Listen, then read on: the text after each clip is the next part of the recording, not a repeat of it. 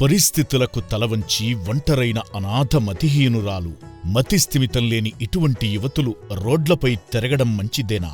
వాళ్లకు రక్షణ ఎవరు?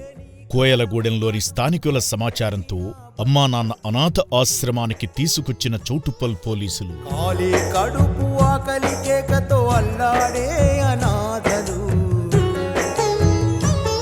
స్థానికులు స్పందించకుంటే, చౌటుప్పల్ పోలీసులు ఆశ్రమానికి చేర్చకుంటే ఈ అభాగ్యురాలి పరిస్థితేమిటి? నమస్కారం అండి.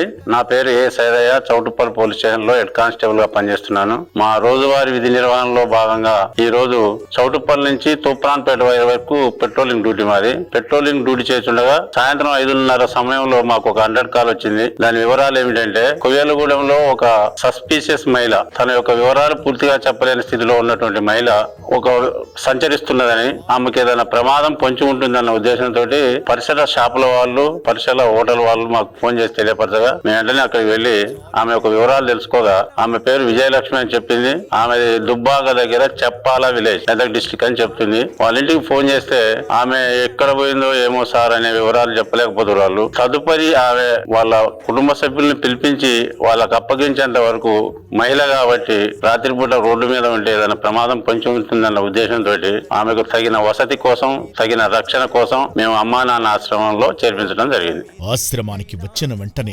ప్రాథమిక వైద్య పరీక్షలు చేశారు వైద్యులు.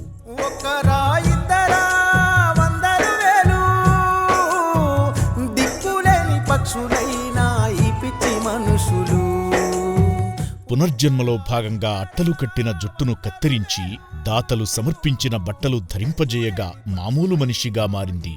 శ్రీ పుణ్యలింగేశ్వర స్వామి దర్శనం చేసుకొనగా అర్చకులు దీవించిన అనంతరం కడుపు నిండా భోజనం చేసింది.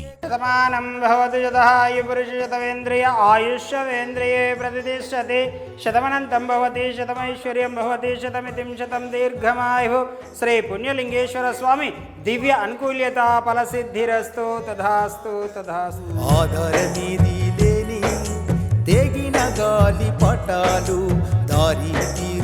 తన పేరు విజయలక్ష్మి అని, మెదక్ జిల్లా చెప్పాల గ్రామమని చెబుతున్న ఈ అభాగ్యురాలి కుటుంబ సభ్యులు ఆశ్రమానికి వచ్చి తీసుకువెళ్లగలరు.